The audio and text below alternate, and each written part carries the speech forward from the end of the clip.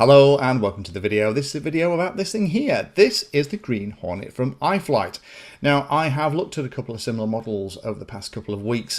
Some of them have been using things like the Cadix Tarsier camera for HD, but I was interested to get in one that just used a regular FPV camera in here, and that then would kind of give a slightly cheaper option for those who like the layout of this with the kind of the enclosed props, but have a regular FPV camera if they wanted to add their own action camera or something on the top. Now, I personally like these style of models. I like the enclosed props, but this one, as you can see, also has foam all the way around, making it a really, really good platform if you want to learn to fly a multi-rotor, because it will bounce off stuff. But it's available as both a 4S and a 6S version, and even in 4S it has an awful lot of power, so it's great to learn to fly, and then once you are flying you can zip around the local field without any problem at all. So while I unbox this, let me talk a little bit about the specs. So the bottom plate thickness is this sort of carbon fiber frame on this is 2mm. The top plate's also 2mm with a 25mm gap in between, and the flight controller and everything else are kind of 20 by 20mm mounting pieces. Now this has the Bind and Fly XM Plus receiver installed. You can get it with lots of different receivers. The Betaflight F4 target flight controller, it says Betaflight version 4.1.2 on here, but it's not, and I've got the 4S version just to see what the lower powered one is, because with 3-inch props you have to be a little bit careful sometimes. I was kind of interested to see how well it performed. Now in here we have a sticker sheet, which is quite cute actually. I really like that. That might end up on one of my bits and pieces. And then you have a very simple diagram. If you bought it without all the pieces installed, this is how the flight controller connects to receivers and everything else. Really nice touch if you wanted to change everything. We have an accessories bag, and we also have a little adapter there for the USB at the side. We'll come back to that in a minute. Make sure you don't lose that bag that has your FPV antenna. Spare set of props, lovely to see that in here, although you're going to have to work pretty hard to break your props. And the quad comes out in one big piece, and it's kind of ready to go. Covered in that lovely soft foam around the outside, so it will bounce off stuff. So if you wanted to fly this indoors, you could fly it indoors if you had a large area, but this is potentially quite a quick little model, so you could get into trouble quite quickly. Now inside the bag of bits, you are going to have to go into here and pull the pieces out to just put the final parts of the model together. Now the motors in this are 1408 3600 kV, and they have this little stubby antenna that just pops on the back. Video transmitter is capable up to 500 milliwatts. Again, I'll plug this into Betaflight in a minute and we can check it all. I do like the QC past sticker. We'll see whether or not it has actually been checked before it flew. I like models that have been tested before they were shipped, and with onboard flash it's easy to do. I'm going to put the battery on the top, so I'm going to apply one of these pads into this middle position and cover up that QC sticker. The only other two things in here are going to be the antenna guides. You're going to need those to keep your antennas out of the way, because if you tried it without, there's a good chance that your antennas are going to get pulled into the props. Now to install this into Betaflight, you are going to have to use a little adapter in order to get your USB cable on. It's a little bit tricky, but I would absolutely recommend doing it that way. Plugging it into the 5-volt supply via the USB also doesn't power the receiver, so you do have to plug your battery in and hold the bind button on your little receiver down at the back in order to bind it to your radio. Good news is that the bind button is nice and easy to get to, and it's really well positioned, so it's quite easy to hold that little button down while you plug it in. So let's jump into Betaflight and I'll show you what that looks like.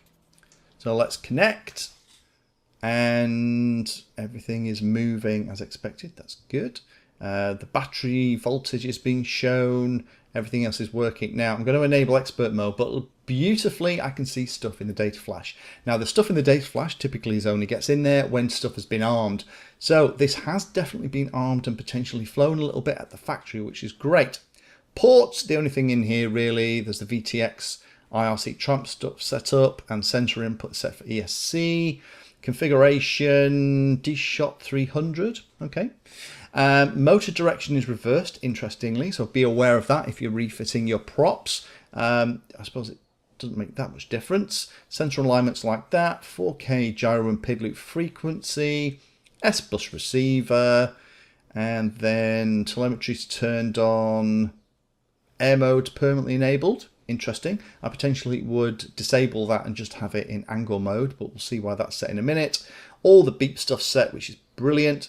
Battery and power looks like that, and it all looks like it's working. I can see everything running. Failsafe is set to drop, which is perfect.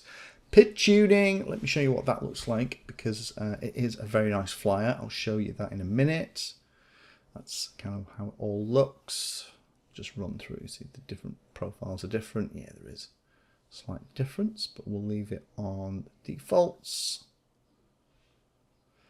Receiver tab, come in here, do your usual stuff. Make sure that your middle channel positions are all 1500. It all matches. Again, I'll put a link here to how you do your Betaflight setup video. I've got one that kind of talks you through each of the steps. But just use the trims on the radio just to get to the middle channel positions at 1500. Make sure that the channel map is spot on. And the other thing I can see here, it looks like auxiliary 12 is my RSSI channel. So let me set up that. Okay, modes. Oh, okay. There's an arming on auxiliary 1, and then auxiliary 2 is there's one flight mode. I'm going to tweak that a little bit because I like it for angle in the low position, horizon in the middle, and then rate mode at the top. Although, to be honest, this is not designed for flipping and rolling. This is for gentle flying around, but it really is set up beautifully for that with the way those rates and everything are set. So I wouldn't recommend doing that. The only other thing I am going to add in here is a beeper. Let's pick the right auxiliary channel and set that up. All the beeper stuff is set in the configuration tab, but it's not set in here. So let's do that and make sure that that's all done too.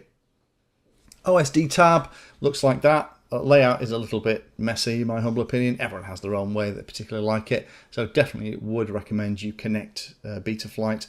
I'm going to move everything around. I am going to leave something I'm going to start doing in my reviews, the throttle percentage indicator in the top left-hand corner with the RSSI on the right-hand side, just because I kind of want to show you roughly where it's hovering at. Because on 4S, I'm using a 1300 milliamp hour pack here. I'm getting easily 5.5 minutes of flying it aggressively. It's kind of sub 5 minutes. So I would recommend, if you want to half decent flight times, go for a 1300 4S, which is probably you probably get away with a bigger battery on here. Actually, it has got the power, and it's going to hover at a reasonably low throttle position. It shows you how nice it is on 4S. So now that's all set.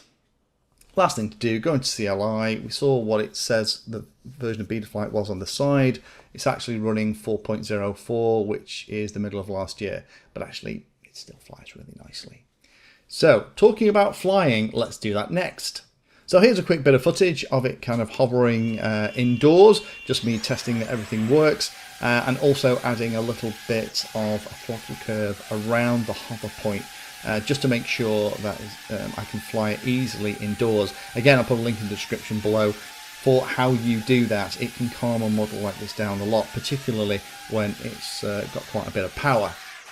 Out of the field, let me have a quick fly around. It is a very windy day I'm doing this on. We're still in lockdown here in the UK, so I had to do this as kind of part of one of my daily walks, exercise walks. The battery is saying is slightly less than full because it's been charged for a couple of days while I waited for an opportunity. However, wind is about 15 miles an hour here, so I'm having to fight the wind just a little bit.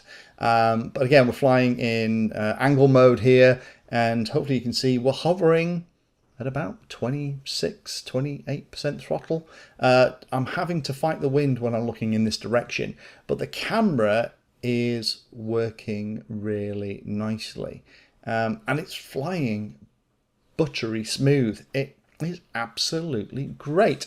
It is almost a shame I'm not capturing this in HD, because it would be a really nice little quadcopter for doing that in. A big punch. Okay, battery on this probably needs spinning as well. That was a horrible sag, but you can see how quickly it rose. And again, we're kind of back at 26% throttle, and it's hovering beautifully. I'm having to have the nose down quite a bit. I have the camera almost pointing directly straight out. And then to lose height, I'm having to kind of put the nose down to sink back into the grass. But while I'm flying around, let me talk about the things that I really like about this.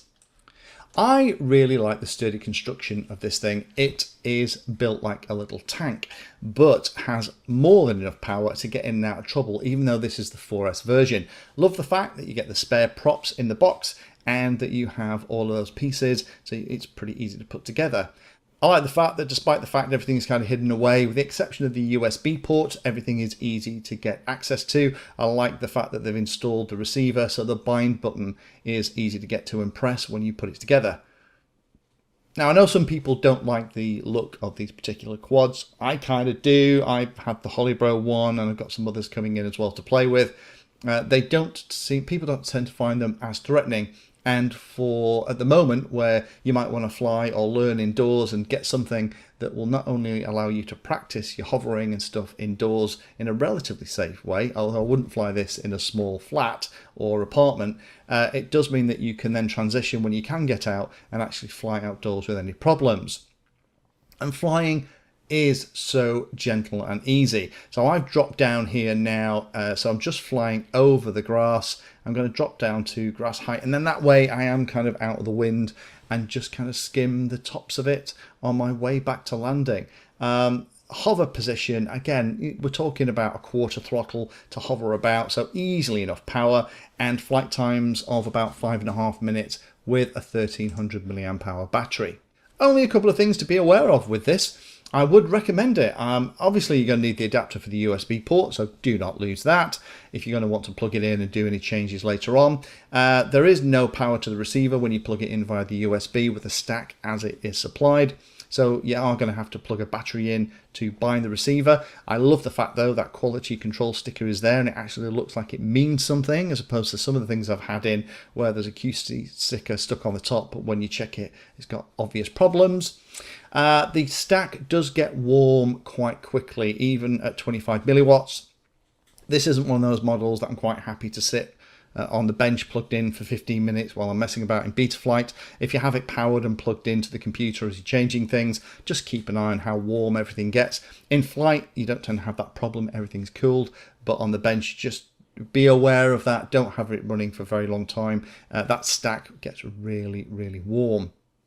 It does appear to be built really for gentle angle flying. I think the clue was in the fact that in the modes it was all set up for angle, and that for me, flying it here is exactly how you should do it, which again, if you're learning to fly, is going to be fine, but some of the pilots will probably find that a really boring experience. And if you're after something that you can flip and roll, then this is probably not going to be the model for you.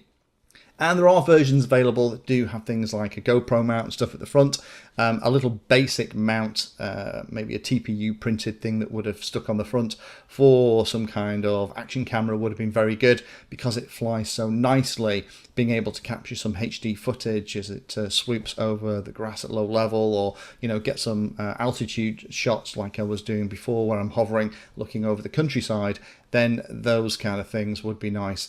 But in summary, if you are looking for something to play with, or you're looking to move up from the kind of classic tiny whoop style thing that sits on the palm of your hand, but you want something that's going to fly really well and give you an opportunity to progress to flying outside, put this one on your list to check out.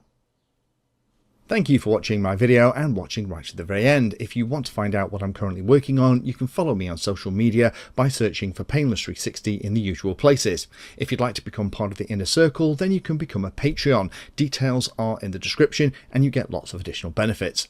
Check out the playlist section on the channel too. I organise all of my videos into playlists, and it's called something like Introduction to or for Beginners.